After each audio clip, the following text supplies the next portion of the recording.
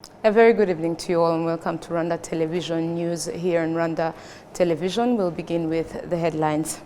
President Kagame received a delegation led by the African Union's Special Envoy for the Prevention of Genocide and Mass Atrocities, Adama Dieng, who is on a tour of Eastern and Central Africa. In Rwanda, trainings are being provided for those responsible for managing UNESCO World Heritage Sites. In other news, the Rwanda Energy Group has completed a study on using solar energy for cooking and other electricity-dependent activities, demonstrating its potential as an effective solution for households.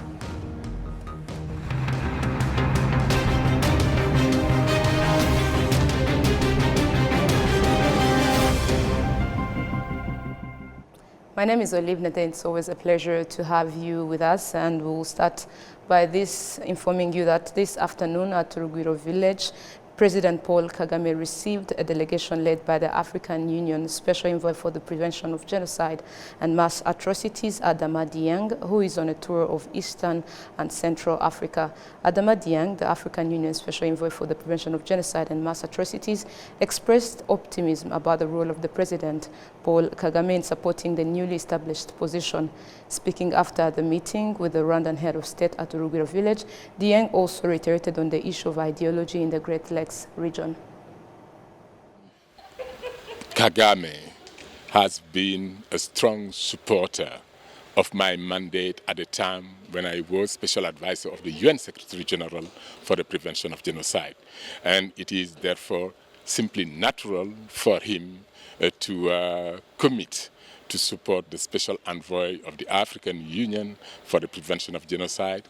This mandate is the first time that the African Union has appointed such an envoy, and I know that I can count on him so that together we make sure that never again genocide occur in this continent. Let's see, I would say that in a very near future, you will hear about an important announcement which will certainly offer African diplomats, scholars, everyone a tool to get more mobilized towards prevention of genocide and other mass atrocities. Moving ahead to other matters, the African Union Special Envoy for the Prevention of Genocide and Mass Atrocities, Adama Dieng, engaged in discussions with leaders of both chambers of the Rwandan Parliament. The talks centered on strengthening international cooperation in the fight against genocide and the prevention of crimes against humanity. We have more with Enora Gladys. Adam Dieng emphasized that the 1994 genocide against the Tutsi in Rwanda serves a crucial lesson for African countries in their efforts to prevent genocide and other crimes against humanity. Well, at a time of great concern around the world, great time of concern in Africa with ongoing violence, wars, like what's happening in Sudan, ongoing concern also about the rise of hate speech. And as I always say, words kill like bullets. And we discuss it a lot about it because also we are concerned, both of us, about the denial of the genocide against the Tutsis which happened in 1994. One would have hoped that 30 years after the genocide against the Tutsis, no one will dare to deny that this genocide happened. The president of the Rwandan Senate, Dr. Kalinda François-Xavier, reiterated the call for African countries to proactively develop strategies, policies and legal frameworks to prevent genocide before it takes root. Dufite amategeko ahana genocide, ahana ingengabitekerezo yayo, ahana ipfobya n'ihakana rya genocide. We have laws that punish genocide crimes, including the ideology, denial, and negation of genocide. These laws should set an example for other countries, as they should not wait for such atrocities to happen before establishing similar laws. Prevention is key, and laws must be in place to punish these crimes before they occur. Other nations can look to our laws as a model. Whenever someone commits genocide, regardless of where they are, they should be held accountable according to the laws of the country where the crime took place. We also discussed the increasing hate speech and genocide ideology, particularly in the Great Lakes region, especially in the DRC. He mentioned that he has visited the area and emphasized that one of his priorities will be to fight against and prevent the ongoing killings and the spread of genocide ideology in that region.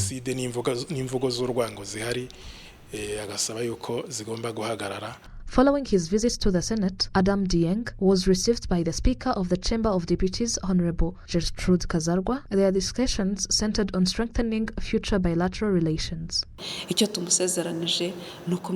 What we promised him is to show him the laws that fight against genocide crimes and to encourage other parliaments to establish similar laws to combat genocide as well. In 2001, Adama Dieng was appointed as the Registrar of the International Criminal Tribunal for Rwanda, which was based in Arusha, Tanzania, where he served for 3 consecutive terms. Moving ahead, in Rwanda, trainings are being provided for those responsible for managing UNESCO World Heritage sites to help them better understand the principles of World Heritage and support effective practices in managing and interpreting the history of these sites. Inora Gladys once more. It is an international training program attended by 35 heritage site managers from 11 countries, including Rwanda, featuring 21 international participants and 14 Rwandans. I currently work for a World Heritage Site in South Africa, and being part of this workshop and being part of this training will be very beneficial to myself and also other World Heritage Site in South Africa and in Africa as a whole, because we are taught on how to better interpret and present these World Heritage Site so that they still remain relevant for the emerging and also the evolving visitation or people. We are looking at the millennials, the Gen Z, the Gen Alpha. So we need to talk to them in a language that they can be able to understand, but not losing the authentic narratives of this site. This training workshop on interpretation and presentation of World Heritage Site is going to provide the following benefits. First of all, we want to raise an awareness on the importance of inclusive interpretation and presentation of sites such as the genocide sites of Rwanda. And secondly, we also want to raise the capacity of site managers and those involved in facilitating interpretation and presentation by introducing them to the evolving definitions of what is interpretation, what is presentation, and what tools and strategies they can use. For example, the benefit also that is going to come directly to the participants is the introduction to the guidelines for planning for interpretation and presentation of World Heritage Sites. So we are taking them step by step on how to plan for inclusive interpretations, and with those skills and capacity and understanding, they then be able to go back into their respective spaces and start developing interpretation strategies for their own sites. And specifically for Rwanda, we know that there's a World Heritage Committee decision which requested the state party to submit an interpretation strategy for the genocide sites. So this is part of our contribution to the state party of Rwanda to build their capacity so that they can develop this interpretation strategy and submit it to the World Heritage Committee as requested in 2023.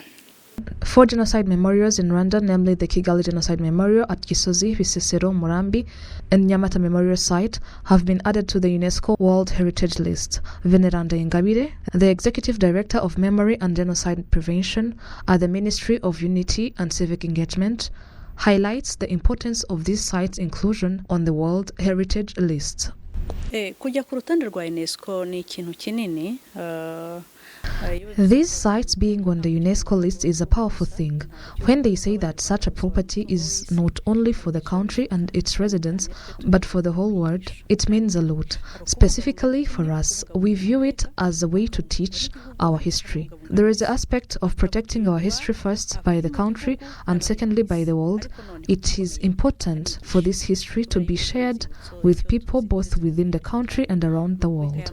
The most significant aspect of this, however, is that these sites not only preserve history in the best way, but also teach about what genocide is and help to fight against it. This means that once a site reaches the level of being listed on the UNESCO's World Heritage List, it is no longer just the responsibility of one country, but of the entire world.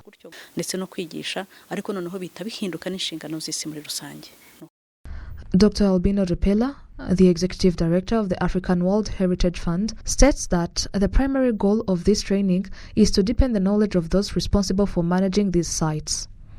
One would say about the memorial sites of the genocide, which is this marker of remembrance of the events that marked the world, but also the work of those same sites in terms of building peace, reconciliation, and the promotion of understanding and all other cultural values which are important for the world, and hence those are some of the places that the whole world can actually have as a reminder of those good values. So that's what it means when a site is actually inscribed on the list.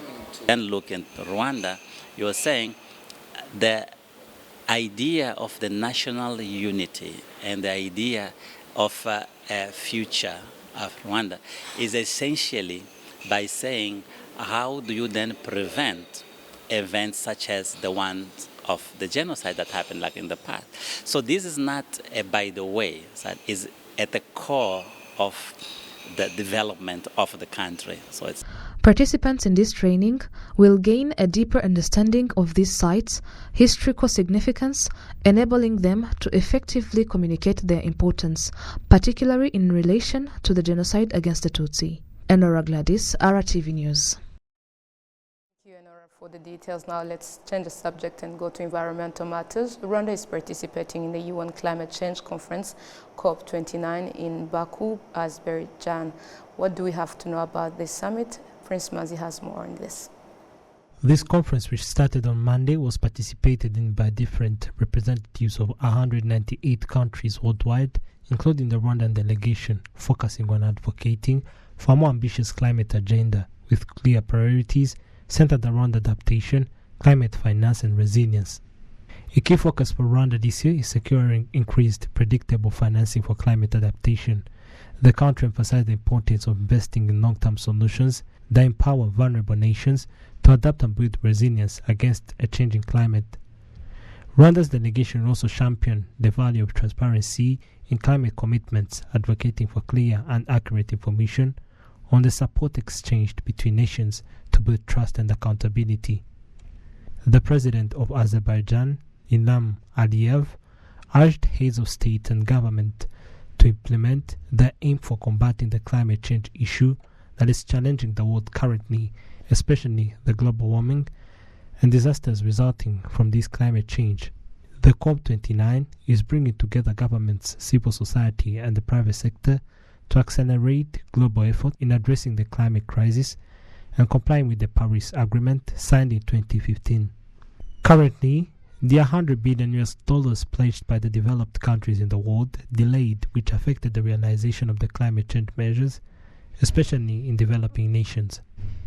The United Nations Climate Change Conference, COP29, is under the theme In Solidarity for a Green World. The COP29 was participated in by more than 100 heads of state and government. Still speaking about the ongoing COP29, I'm joined with Vostem Munyazikwiye, the Deputy Director General of the Rwanda Environment Management Authority, and as COP takes center stage, we'll discuss Rwanda's priorities, key climate action strategies, and the country's role in addressing global environmental challenges. Mr. Faustin, I would like to ask you, as COP29 kicked off in Baku on Monday, would you describe more on Rwanda's agenda and emphasis in this year's summit? Yeah, thank you very much. Rwanda delegation as one of the party to the climate change convention on climate change.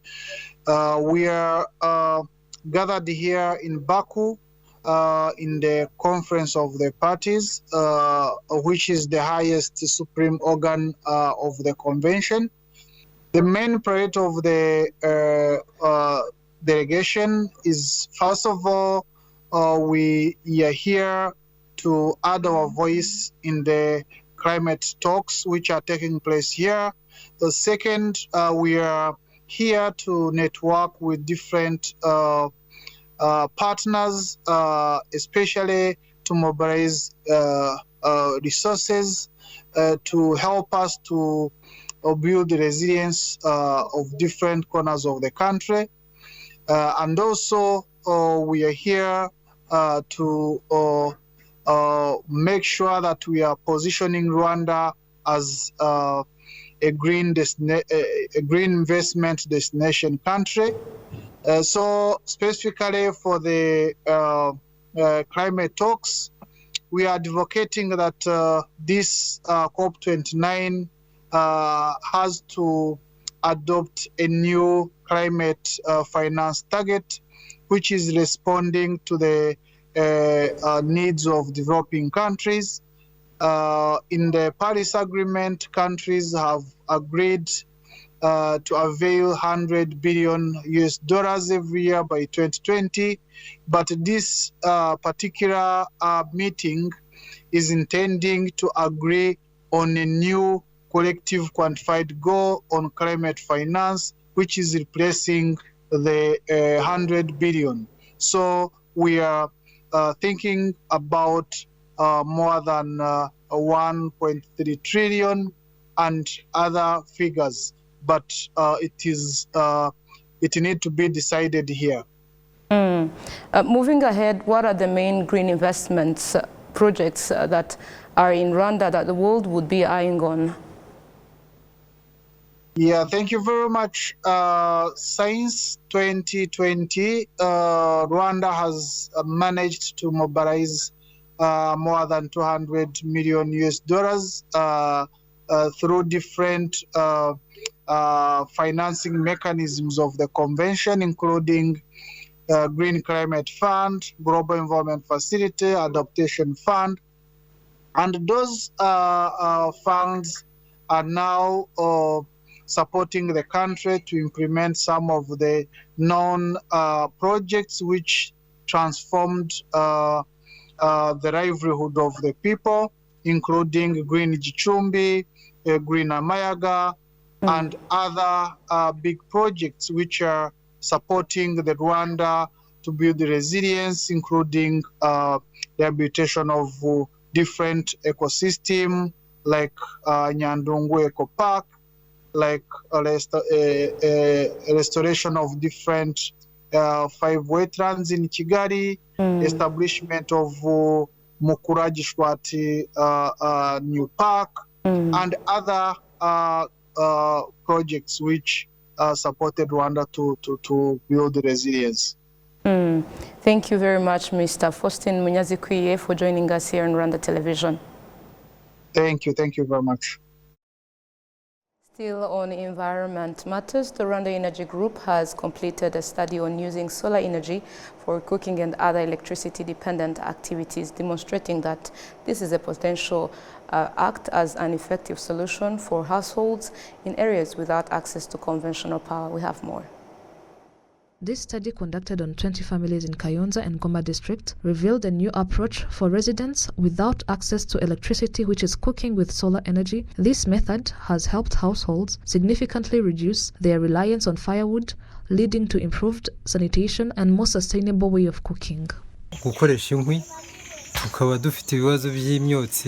Using firewood used to produce smoke, which would lead to respiratory diseases, causing sneezing, flu, and sometimes even long-term health issues. However, this has significantly reduced since we started using less woods. This new way of cooking has not only helped us cook faster, but also allowed us to save money, as firewood is expensive. As you can see, I have the equipment and I can cook anything from eggs to beans, vegetables, and everything else I need. I look good now and take care of myself.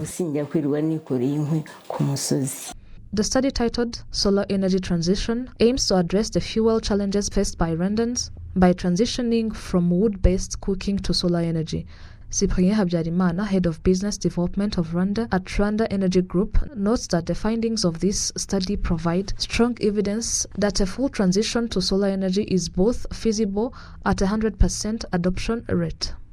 The realization and the result for the research we have seen, really, it is really amazing. People have cooked by using also the solar energy transition, and even if I will not enumerate all of them, but the time also they use it for searching for the firewood has gone down. The air quality, it's really very good because there is no these diseases from the smoke. It has gone down, and even some of also the neighbors in some household, they tell us also they use it also to cook, saying, okay, please, can you assist me for cooking the beans for me? It was been really very amazing. To use this cooking method, citizens need to purchase the necessary equipment, which costs at least $2,500, approximately 3.4 million Rwandan francs. The Rwanda Energy Group is currently seeking donors and partners to help provide financial support that will make it more affordable for low-income households to access this equipment. The Permanent Secretary of the Ministry of Infrastructure, Fidel Abimana, highlighted that using solar energy for cooking is an integral part of the country's environmental conservation efforts. The research, which took 13 months to complete and was backed by €81,500 in funding, was a joint effort between Rwanda Energy Group and the British agency Innovate UK.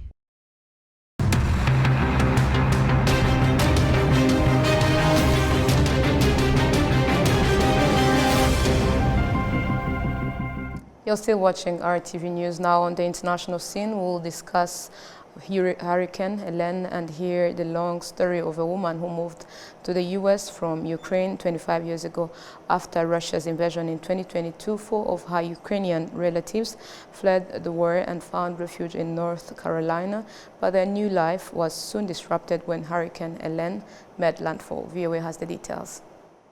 When we used to farm here, winter squash, basil, garlic, we had all kinds of things here. At some point, potatoes. Ukrainian native Anna Wiebe has lived in North Carolina for over 20 years. After Russia invaded Ukraine in 2022, her mom, sister, and her sister's husband and son came to join her. But when the remnants of Hurricane Helene caused massive flooding in late September, Wiebe's Ukrainian family was among the over 100 North Carolinians killed. So water was rising from here and there and from the side. They couldn't get out in the woods. We got back again here, and the water still was high, but I already could see that obviously if they was here, I would be able to see the building or house. And I just got numb, and I was like, I don't see them, they're gone. The trailer where they lived sat here on the banks of the South Tow River until flooding from Helene swept it away. It was a flood zone, and it was raised up 5 feet up from the ground on a cement concrete blocks or whatever, and it was beautiful. It was a beautiful spot, nothing like what you see right now. Search groups found the bodies of Anna's sister, 42-year-old Anastasia Navitny-Segin, and her husband Dmitro. Her 73-year-old mother Tatiana, who was sick and bedbound, as well as her 13-year-old nephew Yevgeny, were never found. What is sad to me is that they escaped the Kherson in Ukraine, and they went through a very hard time to get here. and a lot of people helped them to get here, and it's just sad I couldn't keep them safe here. Kind of like feel that probably my fault. Weeby's husband Ryan shot this video from her home's porch on September 27th at 8:54 a.m. The first floor of the family home got completely flooded. Windows got smashed. One of the walls gave way to water. As the family was trying to escape, Weeby kept thinking about her relatives. At the time, there was already no cell connection. Today she remembers how her mom had asked to be buried in Ukraine. We was talking about that just recently because my mother was already on hospice and they asked those type of questions. And we come up with that she wanted to be cremated. Some part of it she wanted to be spread around here. And part of it to go back to Ukraine. Weeby hopes to fulfill that request after she processes her loss. The storm is estimated to have caused over $50 billion worth of damage across the state. The Weeby family is hoping for help, but has started a GoFundMe page to help start rebuilding their home. The family has raised over $49,000, but none of that will bring back Anna's loved ones. For Rafael Sawaka in North Carolina, Anna Rice, VOA News. And the story brings us to the end of tonight's bulletin, but before we leave, a reminder of our top stories. President Kagame received a delegation led by the African Union Special Envoy for the Prevention of Genocide and Mass Atrocities, Adama Dieng, who is on a tour of Eastern and Central Africa. In Rwanda, trainings are being provided for those responsible for managing UNESCO World Heritage Sites. The Rwanda Energy Group has completed a study on using solar energy for cooking and other electricity-dependent activities, demonstrating its potential as an effective solution for households.